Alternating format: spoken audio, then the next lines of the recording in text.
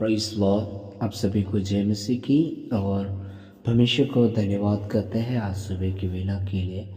परमेश्वर के नाम की महिमा हो। आज हम सबको परमेश्वर ने नए दिन और नई सुबह दी है, इसके लिए हम परमेश्वर को धन्यवाद करें और परमेश्वर की स्तुति आराधना करें और परमेश्वर को धन्यवाद करें कि सच में परमेश्वर हमारे जीवन में और हमारे परिवार, हमारे बच्चे, हमारे फैमिली में परमेश्वर ने बहुत सारे आशीष और अनुग्रह दिए, शांति दिए, कृपा दिए।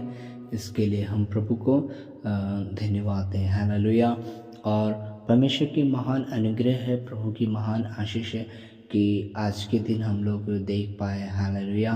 तो हम लोग अपने आप को परमेश्वर के हाथ में सौंप दें, अपने आप को परमेश्वर के हाथ में दें, परमेश्वर की महिमा स्तुति आराधना करिए।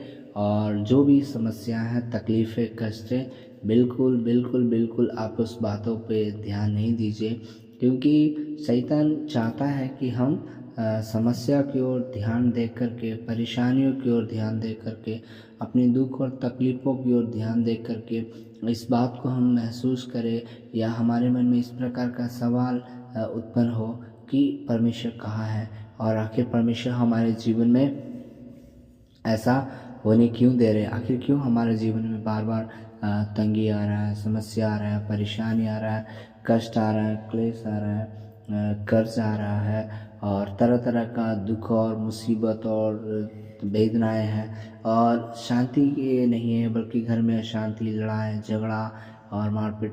तो देखिए, एक बात समझना है हमको, ये सब तभी हमारे जीवन में आता है जब हम अपनी समस्याओं को देखते हैं। लेकिन जब हम परमेश्वर की ओर देखेंगे, जब हम परमेश्वर की ओर ताकेंगे, जब परमेश्वर पे हम विश्वास करेंगे, तो परमेश्वर हमारे जीवन में कभी भी निराश हमें नहीं देखेंगे। जैसा कि भजन संहिता 34:5 में लिखा है, जिन्होंने परमेश्वर की ओर दृष्टि किया उन्होंने क्या पाया?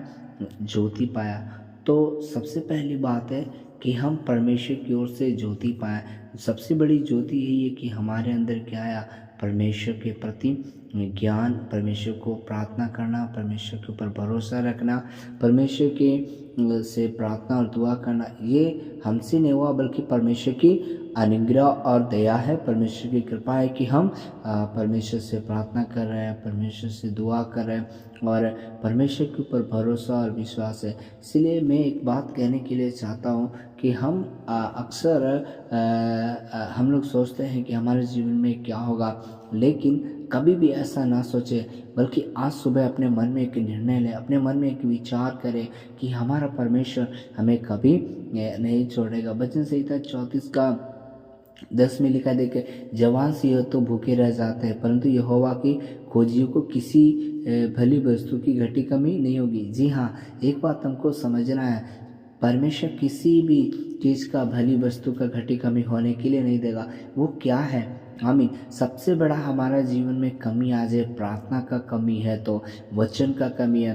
देखिए, हमें प्रार्थना करने का समय नहीं है और हमें चंगाई चाहिए, हमें वचन पढ़ने का समय नहीं है, हमारे घर में धन की आशीष चाहिए। देखिए, पैसा और चंगाई, छुटकारा, ये सब हम प्रार्थना नहीं भी करेंगे, दुआ भी नहीं करेंगे, खाली दिल से मेहनत काम करेंगे तो हमें ये सब मिल जाएगा। लेकिन एक बात है, प्रार्थना, क्योंकि पता है आपको, जब हम प्रार्थना करते हैं तो प्रार्थना के द्वारा हमें सामर्थ्य मिलता है, हमारे परिवार में शांति मिलता है और हमें शैतान की कार्यों के ऊपर हमें जय प्राप्त होता है। हालेलुया।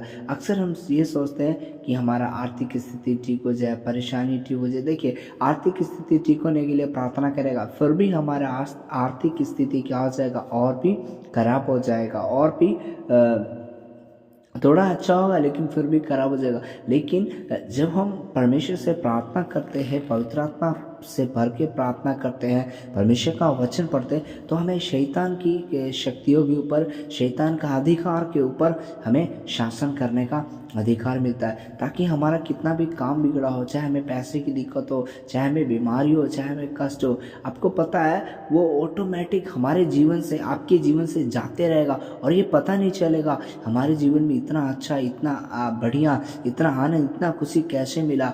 तो इसीलिए हमें परमेश्वर कहता है कि देखो जवान सिंहों की घटी कमी होती है। देखो वो तो वचन नहीं पढ़ सकते, वो तो प्रार्थना नहीं कर सकते हैं, वो अपने जीवन में कुछ अपने जीवन के लिए कुछ नहीं कर सकते, क्योंकि मनुष्य को परमेश्वर ने आत्मा दिया और आत्मा को क्या चाहिए, शांति चाहिए। और ये शांति के लिए हम प्रभु का क्या पढ़ना है, वचन पढ़ना है और परमेश्वर से प्रार्थना करना है। परमेश्वर से प्रार्थना हम धन्यवाद के साथ बोल करके करना है, कभी भी हमें नहीं कुड़कुड़ाना है। चाहे हमारे जीवन में कुछ भी, देखिए अगर हमारा और आपका कोई भी बैड हैबिट है, गलत विचार है, गलत सोच है, जो भी प्रॉब्लम है, तो सब प्रॉब्लम का सॉल्यूशन